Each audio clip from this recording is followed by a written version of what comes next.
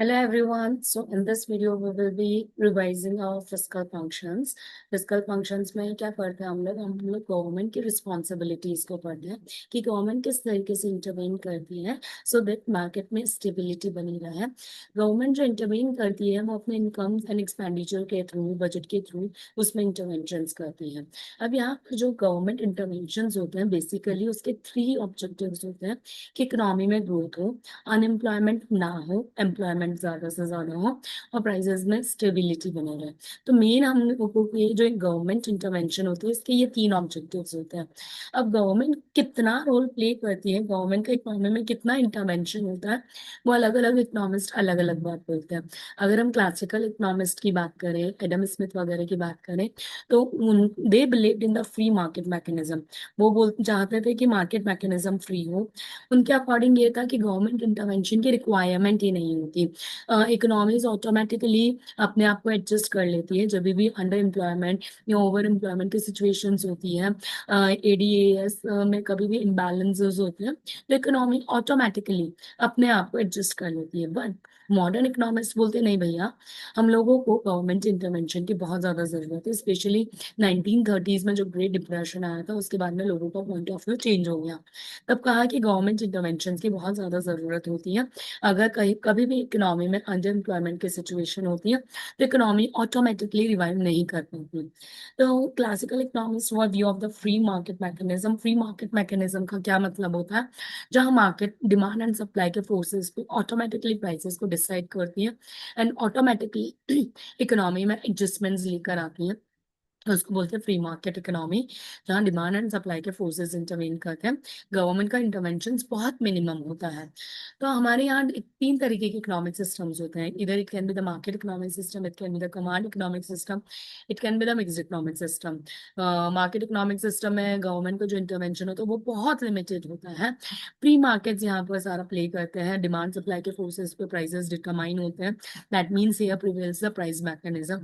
Consumer sovereignty रहती है। यहाँ पर जो राइट्स दिए जाते हैं, every rights are given to the people, it is the economy of the people. Private ownership रहता है, प्रॉफिट मोटिव रहता है। बट कमांड इकोनॉमी में जस्ट इसका अपोजिट रहता है। There is a public ownership of the resources, government completely intervene करती है और यहाँ पर प्रॉफिट नहीं वेल्थ का मोटिव रहता है। मिक्स्ड इकोनॉमिक सिस्टम में दोनों चीजें कंबाइंड रहती है। तो एडम स्मिथ का जो व्यू था, that view was the market economy, कि अगर हम लोगों को इकोनॉमी की ग्रोथ चाहिए तो मार्केट इकोनॉमीज होनी चाहिए। मतलब गवर्नमेंट का इंटरवेंशन बहुत लिमिटेड होना चाहिए। ऐसा नहीं कि गवर्नमेंट को इंटरवेन नहीं करना, yes government need to intervene, but the intervention was very limited. क्या उनके रूल्स बड़े फिक्स थे? रूल्स ऐसे फिक्स थे जैसे कि उनको ओनली नेशनल डिफेंस में, लॉ एंड ऑर्डर में and public works and institutions में वर्क करना है।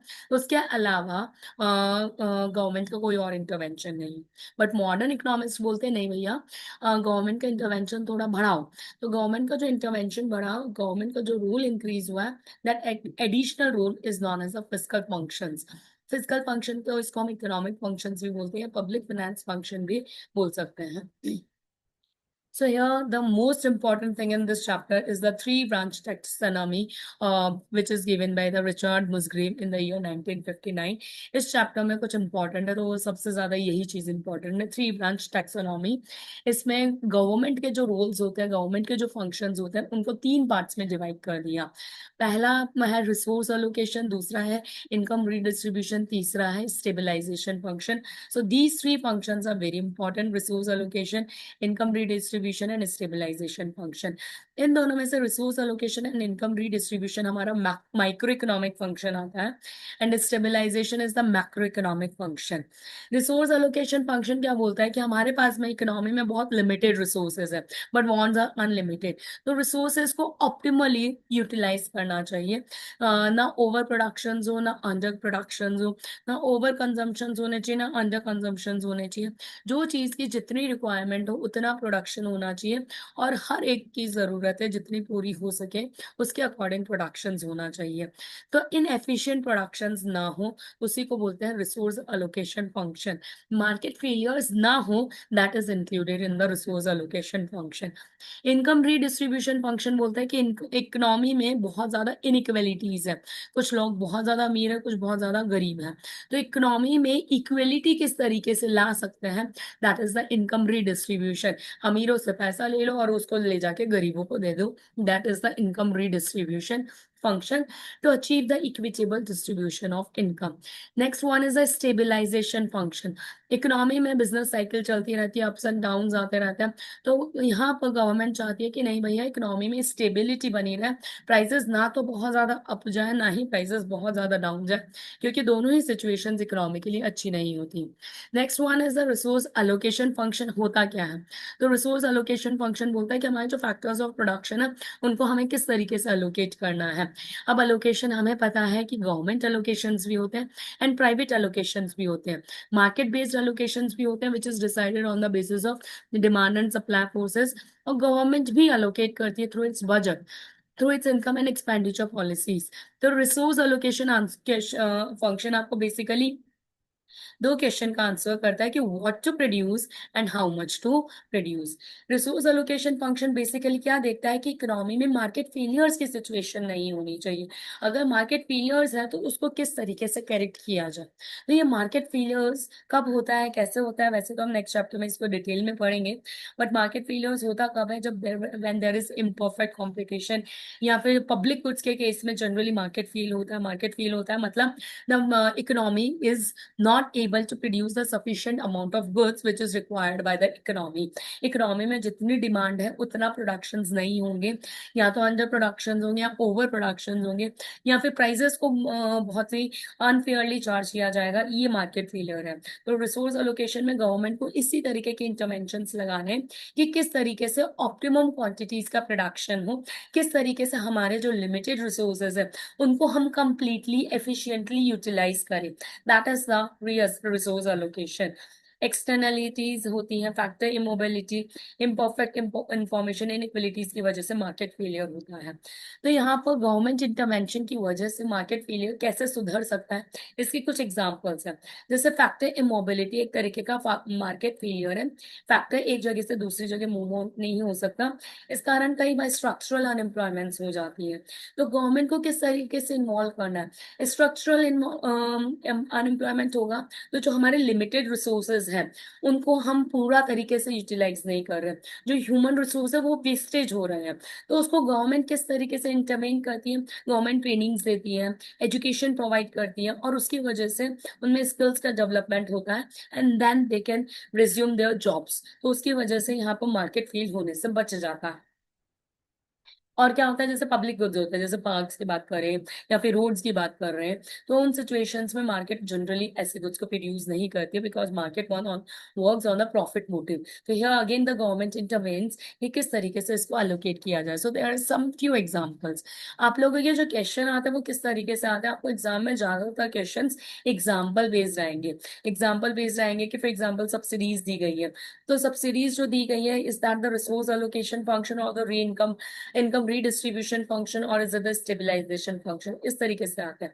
अब सब्सिडीज ध्यान देना, सब्सिडीज आपका रिसोर्स अलोकेशन में भी आता है, इनकम रीडिस्ट्रीब्यूशन में भी आता है। और रिसोर्स अलोकेशन में कब बता रहे हैं? अगर सब्सिडीज इसलिए दी जा रही है कि जो पब्लिक गुड्स है या फिर जो मेरिट गुड्स है उनका ज्यादा प्रोडक्शन हो सके, इसलिए सब्सिडीज दी जा रही है, तो it is a resource allocation function. But अगर सब्सिडीज पुअर पीपल को दी जा रही है ताकि उनको वो मिनिमम रिक्वायरमेंट्स को कंज्यूम कर सके, then it is income redistribution function. तो ये क्लासिफिकेशन करना आपको आना चाहिए। ये क्लासिफिकेशन कब हो सकता है? जब हम इसके एलोकेशन इंस्ट्रूमेंट्स पढ़े। एलोकेशन के लिए गवर्नमेंट क्या क्या चीजों को यूज करती है। अगर इकोनॉमी में प्योर पब्लिक गुड्स है, जैसे पार्क है, रोड्स है, जो प्राइवेट एंटरप्रेन्योर्स नहीं बनाना चाहते, तो सिचुएशन में किस तरीके से गवर्नमेंट एलोकेट करेगी? गवर्नमेंट बोलेगी हम खुद प्रोडक्शन करेंगे ऐसी चीजों का जो प्राइवेट पीपल नहीं बना सकते। या फिर अगर प्राइवेट प्रोडक्शंस हो रहे हैं बट अंडर प्रोडक्शंस हो रहे हैं या ओवर प्रोडक्शंस हो रहे हैं, तो गवर्नमेंट इंटरवेन करती है उनको कंट्रोल करने के लिए। जैसे फॉर एग्जांपल लेते हैं डीमेरिट गुड का, अल्कोहल का, सिगरेट्स का, which is so harmful to the society. But अगर सोसाइटी मार्केट पे छोड़ दिया जाए तो उनका ओवर प्रोडक्शन होता है, तो उसको कंट्रोल करने के लिए गवर्नमेंट उन पे टैक्सेस लगा देती है। So here taxes act as a resource allocation function. Merit goods का अंडर प्रोडक्शन होता है, अंडर कंजम्पशन होता है, तो उसके कंजम्पशन को बढ़ाने के लिए, प्रोडक्शन को बढ़ाने के लिए गवर्नमेंट जनरली सब्सिडीज देती है to the producers, to the consumers. तो again it is a resource allocation function. यहाँ पे गवर्नमेंट रूल्स एंड रेगुलेशंस बना देती है कि भैया आप लोग जब स्कूल आवर्स होते हैं तो उस टाइम पे लाउड स्पीकर्स नहीं चला सकते, 10 बजे के बाद में लाउड स्पीकर्स अलाउड नहीं है। So these are the laws. कोई चीजों को बैन कर देती है, फॉर एग्जाम्पल क्रैकर्स को पूरा कंप्लीटली बैन कर देती है because it is very harmful. So it is resource allocation function, या फिर इसमें कोई भी तरीके का मिक्सचर यूज कर लेती है।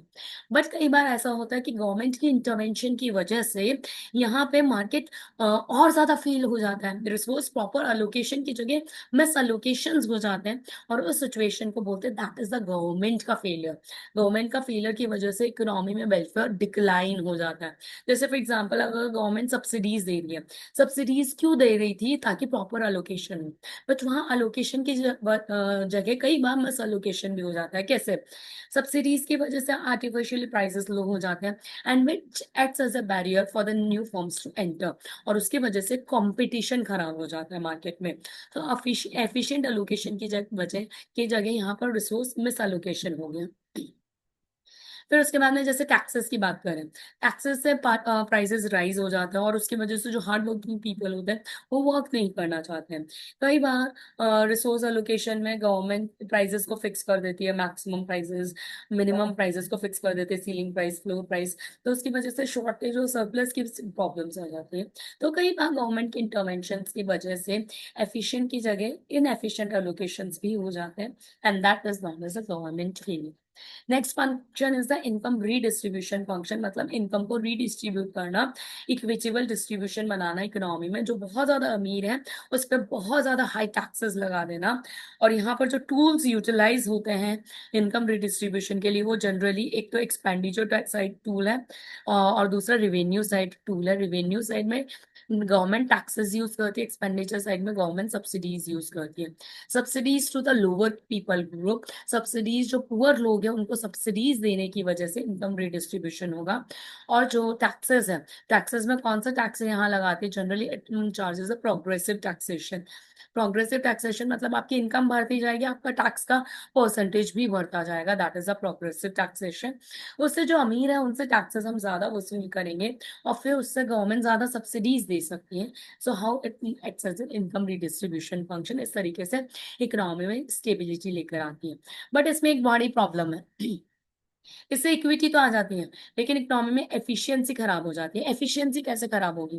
जैसे अमीरों पे हमने बहुत ज्यादा टैक्सेस लगा दिए, तो उसकी वजह से अमीर बोलेगा भैया हम इतना काम क्यों करेंगे, हम नहीं काम कर रहे, गरीबों को तो फ्री में बैठे बिठाए काम सब्सिडीज मिल रही है। So that discourage people from saving, investing and risk taking. और उसकी वजह से इकोनॉमी में जब इन्वेस्टमेंट्स कम हो जाएंगे, प्रोडक्शंस कम हो जाएंगे, और प्रोडक्शंस कम हो जाएंगे, लोगों की इनकम कम हो जाएगी, और ऑटोमेटिकली गवर्नमेंट के टैक्सेस कम हो जाएंगे। तो गवर्नमेंट का जो यहाँ रीडिस्ट्रीब्यूशन का मकसद था वो कंप्लीटली फेल हो जाएगा। तो जो अभी भी गवर्नमेंट को प्रोग्रेसिव टैक्सेस लगाने होते हैं, तो मार्जिनल जो टैक्सेस होते हैं वो बहुत ज्यादा हाई नहीं होने चाहिए। हमेशा उसको इक्विटी एफिशिएंसी को ट्रेड ऑफ करते हुए पॉलिसीज को जनरेट करना होता है। Third one is a stabilisation function. Stabilisation function बोलता है इकोनॉमी में अप्स एंड डाउन आते हैं, मतलब रिसेशंस भी आते हैं, इन्फ्लेशन की सिचुएशन भी होती है। तो गवर्नमेंट को कंट्रोल करना होता है, ना रिसेशन होना चाहिए ना इन्फ्लेशन होना चाहिए। Both are very harmful things to the economy. तो रिसेशन और इन्फ्लेशन को जो कंट्रोल करने के लिए गवर्नमेंट एक्सपेंशनरी पॉलिसीज और कॉन्ट्रैक्शनरी पॉलिसीज को यूज करती है। Expansionary monetary and fiscal policies and contractionary monetary and fiscal policies. अब एक्सपेंशनरी पॉलिसी को यूज कब किया जाता है? जब इकोनॉमी में रिसेशन होता है। रिसेशन होता है तो इकोनॉमी में गवर्नमेंट टारगेट करती है कि भैया अब हमें एडी को इंक्रीज करना है। Now to increase the AD it uses expansionary monetary and fiscal policy. Monetary में आपकी दो चीजें आती है, गवर्नमेंट के एक्सपेंडिचर्स आते हैं और टैक्सेस आते हैं। तो गवर्नमेंट एक्सपेंडिचर्स को इंक्रीज कर देती है और टैक्सेस को रिड्यूस कर देती है। और फिस्कल पॉलिसी, ये सॉरी, फिस्कल पॉलिसी में आता है, मॉनेटरी पॉलिसी में मनी सप्लाई और इंटरेस्ट रेट आते हैं। तो मनी सप्लाई को बढ़ा देती है और इंटरेस्ट रेट्स को कम कर देती है। ओवरऑल बात करें तो it uses the deficit budget policy. वही इकोनॉमी में अगर इन्फ्लेशन की सिचुएशन होती है, then the government uses the contractionary monetary and fiscal policy. Monetary मतलब मनी सप्लाई को वो रिड्यूस कर देती है, इंटरेस्ट रेट्स को वो इंक्रीज कर देती है। फिस्कल मतलब गवर्नमेंट एक्सपेंडिचर्स को वो रिड्यूस कर देती है, टैक्सेस इंक्रीज कर देती है। That means it uses overall surplus budget policy. Next इसमें एक फिस्कल फेडरलिज्म का कॉन्सेप्ट और है। फिस्कल फेडरलिज्म क्या बोलता है, हमारी इकोनॉमी में जो गवर्नमेंट है वो दो तरीके की गवर्नमेंट है। एक तो सेंट्रल गवर्नमेंट है, एक स्टेट गवर्नमेंट है। तो जब भी गवर्नमेंट मल्टीपल टाइप्स की होती है तो उसी को बोलते हैं फिस्कल फेडरलिज्म। इसका कॉन्सेप्ट भी क्या किसने दिया था, रिचर्ड मुस्ग्रेव ने दिया था। तो फिस्कल फेडरलिज्म होता क्या है, it refers to the division. यहाँ गवर्नमेंट को हमने डिवाइड कर दिया। जब गवर्नमेंट दो तरीके की है, सेंट्रल गवर्नमेंट, स्टेट गवर्नमेंट और लोकल बॉडीज भी होती हैं, तो यहाँ पर जब मोर देन वन गवर्नमेंट है तो ये बहुत ज्यादा असेंशियल होता है कि इनके जो ड्यूटीज हैं, कौन सा काम किसको करना है, ये प्रॉपर सेग्रीगेट हो, और जो इनके रेवेन्यूज है वो भी प्रॉपरली सेग्रीगेटेड हो। तो फिस्कल फेडरलिज्म यही बताता है how the government divides it functions and financial resources. किस तरीके से जो रेवेन्यूज आ रहे हैं, टैक्सेस के जो रेवेन्यूज आ रहे हैं, वो किस तरीके से डिवाइड होंगे और वो अपनी रिस्पॉन्सिबिलिटीज को किस तरीके से डिवाइड करती है। That is known as the fiscal federalism. तो रिचर्ड मुस्ग्रेव ने कहा जो हमारे थ्री ब्रांच टैक्सोनॉमी में तीन काम थे, that is the location function, stabilization and income redistribution function, वो भी डिवाइडेड है। Like the location function is perform by the state government और the local government, and the income redistribution and economic stabilization function is performed by the central government. तो India का federal structure क्या बोलता है, India का federal structure बोलता है there are 28 states plus there are 8 union territories. उस 8 union territories में 3 union territories are with legislature and 5 union territories are without legislature. हमारे पास में mainly there are two level of government, one is the central government, one is the state government, और उन सबके अलग अलग काम है, अलग अलग रिस्पॉन्सिबिलिटीज है, अलग अलग टैक्स रेवेन्यूज है। तो यहाँ पर ये आर्टिकल बड़ा इंपॉर्टेंट है। इस सेक्शन, इस चैप्टर में आप बहुत सारे आर्टिकल्स पढ़ते हैं।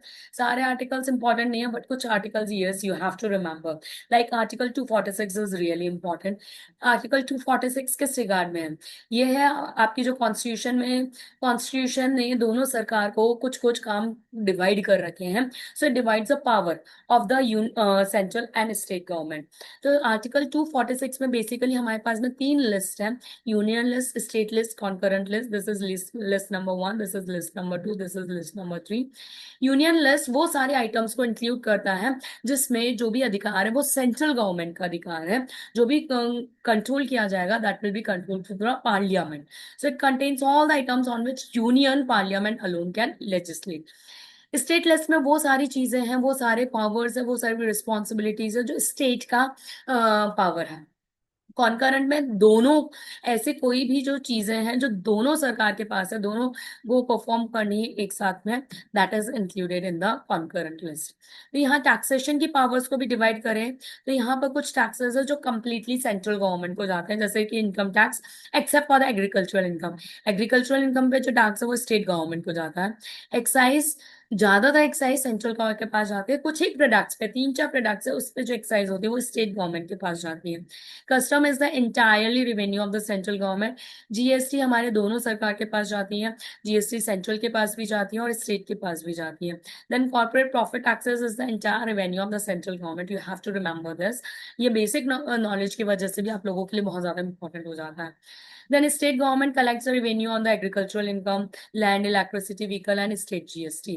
फिर उसके बाद में बोला गया है अगर कोई भी प्रॉपर्टी सेंटर की है और स्टेट के रिस्ट्रिक्शन में आ रही है कि उसको टैक्सेस लगा सकते हैं, बट सेंट्रल की प्रॉपर्टी पे स्टेट टैक्स नहीं लगाती और स्टेट की प्रॉपर्टीज पे सेंट्रल टैक्स नहीं लगाती, आपस में वो एक दूसरे पे टैक्सेस नहीं लगाते हैं। अब यहाँ पर बोला गया अगर आप रेवेन्यूज को देखें तो ज्यादातर जो रेवेन्यूज जा रही है वो ज्यादातर रेवेन्यूज सेंट्रल गवर्नमेंट को जा रही है। तो स्टेट्स बोलती है कि भैया हम स्टेट को चलाना है, हमारे पास में पैसा नहीं है। तो यहाँ पर इंटर गवर्नमेंट ट्रांसफर्स भी होते हैं।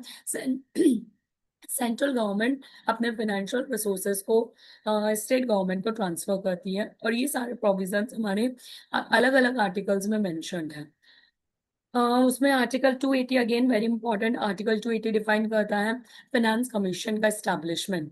फाइनेंस कमीशन क्या है? फाइनेंस कमीशन आप लोगों के लिए बहुत ज्यादा इंपॉर्टेंट है। फाइनेंस कमीशन क्या है ये आपको पता होना चाहिए। फाइनेंस कमीशन यहाँ पर डिसाइड करता है कि किस तरीके से रिवेन्यूज को डिवाइड करना है among the central and the state, और स्टेट में भी आपस में, सारे स्टेट्स आपस में किस तरीके से उन रिवेन्यूज को डिवाइड करेंगे, that is the finance function की रिस्पॉन्सिबिलिटी। तो फाइनेंस फंक्शन के फंक्शंस देखें तो बेसिकली 4 फंक्शंस है फाइनेंस फंक्शन के। एक तो टैक्सेस को डिवाइड करना between the central and states. उसके बाद में जो पुअर स्टेट्स होते हैं उनको कई तरीके की फाइनेंशियल हेल्प देना। जो लोकल बॉडीज है उनको बताना कि किस तरीके से तुम अपने सोर्सेज ऑफ रेवेन्यूज को इंक्रीज कर सकते हो। और जो भी फाइनेंशियल मैटर है उससे रिलेटेड जो एडवाइस देता है वो कौन देता है? फाइनेंस कमीशन देता है। तो फाइनेंस कमीशन टैक्स के मनी को किस तरीके से डिस्ट्रीब्यूट करता है? सबसे पहले कैलकुलेट किया जाता है ग्रॉस टैक्स रेवेन्यू। इसमें सेंट्रल गवर्नमेंट में ने जितने भी टैक्सेस को कलेक्ट किया है, that is known as a gross tax revenue. उसमें से ये 3 चीजें माइनस कर देती है, एक तो सेस, सरचार्ज और नॉन टैक्स रेवेन्यू माइनस कर देती है। तो उससे आ जाता है नेट डिविजिबल पूल, कि ये वाला जो अमाउंट है वो डिवाइड होगा between the central and state government. तो यहाँ पर as per the 15th finance commission ये डिसाइड हुआ था कि 41% या फिर 42%, कई बार 41% था, फिर 42% भी था। तो ये 41% share will go to the state and remaining person will remain with the central government. तो ये किसका? 41% of the net divisible pool. Net divisible pool कैसे निकाला हमने? Gross tax revenue minus sales minus surcharge minus non tax revenue से आ गया net divisible pool that will be divided among the states. फिर union tax, all the union taxes are included. 2000 के बाद में जो भी सेंट्रल गवर्नमेंट टैक्सेस कलेक्ट कर रही है वो सारा हमारा डिविजिबल पूल का पार्ट होती है। फाइनेंस कमीशन परसेंटेज डिफाइन करेगी, एनडीपी का कितना परसेंट हमें डिवाइड करना है, और बाकी का परसेंटेज जो है वो सेंट्रल के पास जाता है। जैसा भी 41% डिसाइडेड है तो 41% गोज टू द स्टेट, बाकी का जो हमारा 59% बच गया that remains with the central. और 41% में भी जो स्टेट में डिवाइड होगा वहां पे हमें देखना पड़ेगा कि स्टेट में जो डिवाइड हो रहा है वो कौन से स्टेट को कितना मिलना चाहिए। तो बेसिकली यहाँ जो डिवीजन होगा वो 2 बार होगा, पहले सेंट्रल से स्टेट के पास जाएगा, that is known as vertical equity, और फिर आपस में स्टेट्स जब बांटेगी that will be divided on the basis of horizontal equity. So there are 2 types of equity, one is the vertical, another is the horizontal. Vertical says कि central से state में जो डिवीजन हो रहा है वो किस तरीके से होना है। देन हॉरिजॉन्टल सेज जो स्टेट्स आपस में नेट डिविजिबल पूल में से जो टैक्स का रिवेन्यूज है वो आपस में स्टेट्स कैसे डिस्ट्रीब्यूट करेगी, आपस में कैसे बांटेगी, that is known as a horizontal equity. यहाँ जो डिवीजन होता है that is on the basis of 5 criteria, population, area, income level, development needs and fiscal discipline के बेसिस पे ये डिवाइड किया जाता है। ये रहा हमारा criteria, income distance, area, population, demographic performance, forest and ecology and physical efforts के बेसिस पे इसको डिवाइड किया जाता है। ये हमें याद रखना है। फिर उसके बाद में एक और कॉन्सेप्ट आता है दैट इज जीएसटी। जीएसटी 2017 में अप्लाई किया था। It is unified indirect taxes. इसने बहुत सारे इनडायरेक्ट टैक्सेस को मर्ज करके एक सिंगल इनडायरेक्ट टैक्स बना दिया जिसको बोलते हैं जीएसटी। इसलिए इसको बोला जाता है यूनिफाइड, क्योंकि it is a single taxation system. इसने बहुत सारे टैक्सेस को सब्स्यूम किया। मेजरली जो मेजरली इनडायरेक्ट टैक्सेस को सब्स्यूम किया वो थे एक्साइज ड्यूटी, सर्विस टैक्स तो कंप्लीटली इसने सब्स्यूम कर लिया था, sales tax, octroi, entry tax, कई सारे टैक्सेस खत्म हो गए जीएसटी के आने के बाद में। अब जो जीएसटी लगता है वो किस पे लगता है? सप्लाई पे लगता है। Now supplies can be the inter state supply और it can be intra state supply. Intra का मतलब होता है जब फॉर एग्जाम्पल दिल्ली का सप्लायर था, दिल्ली के सप्लायर ने दिल्ली के कस्टमर को गुड्स बेचा, तो it is known as intra state. Here the place of supply and the location of supplier is in the within the same state. तो जब भी इंट्रा स्टेट सप्लाई होती है तब सीजीएसटी प्लस एसजीएसटी चार्ज होता है, और जब इंटर स्टेट सप्लाई होती है, जब 2 स्टेट्स इन्वॉल्व होती है, तब आईजीएसटी चार्ज होता है। फिर उसके बाद में ध्यान रखना आईजीएसटी की जो रेट है वो सीजीएसटी प्लस एसजीएसटी की रेट है। CGST plus SGST is always equal to IGST. Majorly जो रेट्स है वो हमारे पास में 0% है, 5% है, 18% है एंड 40% है। ये आईजीएसटी की रेट है। अगर आईजीएसटी 5% है तो सीजीएसटी 2.5% हो जाएगा, आईजीएसटी 2.5% हो जाएगा। आईजीएसटी अगर 18% है तो सीजीएसटी 9% होगा, एसजीएसटी भी 9% होगा। रिमेंबर सीजीएसटी एसजीएसटी हमेशा बराबर होता है। अगर आईजीएसटी 40% 40% है तो CGST 20% होगा, SGST 20% होगा। अब यहाँ पर जो 40% लगता है वो ओनली लग्जरी गुड्स पे लगता है। तो इस तरीके से ही हमारा, अब यहाँ पर जीएसटी को लाने का मेन मोटिव क्या था कि उस जीएसटी को आने से पहले जो हमको इनपुट टैक्स क्रेडिट मिलता था, परचेज में जो हमने टैक्स पे किया उसका हमें क्रेडिट मिलता था, उसका फ्री फ्लो नहीं होता था। बहुत सारी जगह लूप होल्स आ जाते थे जिसका क्रेडिट फ्री फ्लो नहीं होता था, और उसके कारण जो प्रोडक्ट का प्राइस था वो बहुत ज्यादा हाई हो जाता था। इस कारण जीएसटी ने कहा कि there should be free flow of income input tax credit, इस कारण से जीएसटी आया था। IGST on interstate trade on imports and exports collected by the central and distributed. अब ये जो आईजीएसटी है, आईजीएसटी किस पे लगता है? इंटरस्टेट सप्लाईज पे लगता है, प्लस जो इंपोर्ट्स एक्सपोर्ट्स है, इंपोर्ट्स है, उस पे भी आईजीएसटी लगेगा। अब इसको जो आईजीएसटी है that is the revenue of home, ये आईजीएसटी दोनों सरकार का रेवेन्यू है। एसजीएसटी सेंट्रल गवर्नमेंट का भी और स्टेट गवर्नमेंट का भी, दोनों में आपस में ही डिवाइड किया जाता है। So, as per the Supreme Court verdict, the union and state legislatures have equal and simultaneous and unique powers. दोनों सरकार को पावर है to make the laws on GST, and recommendation of GST Council are not binding on them. इस पे exam में MCQ भी बना हुआ है, that same language भी given था। फिर ये जीएसटी सिस्टम रिप्लेस द अच्छा, जीएसटी के आने से पहले जो सिस्टम था वो ओरिजिन बेस्ड सिस्टम था, प्रोडक्शन बेस्ड सिस्टम था। मतलब जो टैक्स रेवेन्यू जाता था वो उस गवर्नमेंट को जाता था जहां पे प्रोडक्शन हो रहा है। और जीएसटी के आने के बाद में जो सिस्टम हो गया that is a consumption based system, मतलब उस सरकार के पास जाता है जहां पर कंजम्पशन होता है। अब यहाँ पर प्रोडक्शन करने वाले स्टेट्स को उसकी वजह से भारी नुकसान हुआ, तो उसकी भरपाई के लिए सरकार ने 5 सालों तक इन स्टेट्स को कॉम्पनसेशन भी दिया था। इसलिए स्टार्टिंग के ईयर्स भी, जीएसटी जब आया था तब स्टार्टिंग के ईयर्स में कॉम्पनसेशन सेस भी एक्स्ट्रा लगता था। और जो 5 स्टेट्स जिन्होंने सबसे ज्यादा कंपनसेशन रिसीव किया था वो हाई प्रोडक्शन स्टेट्स थे, जहां प्रोडक्शन बहुत ज्यादा होता था। That was Maharashtra, Karnataka, Gujarat, Tamil Nadu and Punjab. ये हमने रिवेन्यूज की रिस्पॉन्सिबिलिटी देखी, वैसे ही एक्सपेंडिचर को भी डिवाइड कर दिया गया कि कौन सी गवर्नमेंट को कौन से सेक्टर पे एक्सपेंडिचर्स करने हैं। Like defence is the responsibility of central, foreign affairs is the responsibility of central. तो सेंट्रल के कौन कौन से खर्चे हैं? डिफेंस है, फॉरेन अफेयर्स है, करेंसी है, इंटरस्टेट ट्रेड है।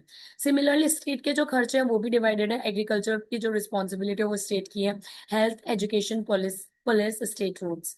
फिर local bodies look after the sanitation, street lighting and water supply. So that's all for this chapter. फिर हम नेक्स्ट वीडियो में नेक्स्ट चैप्टर पे बात करेंगे, we will talk about the market failures, वो हम नेक्स्ट वीडियो में बात करते हैं। Thank you so much students.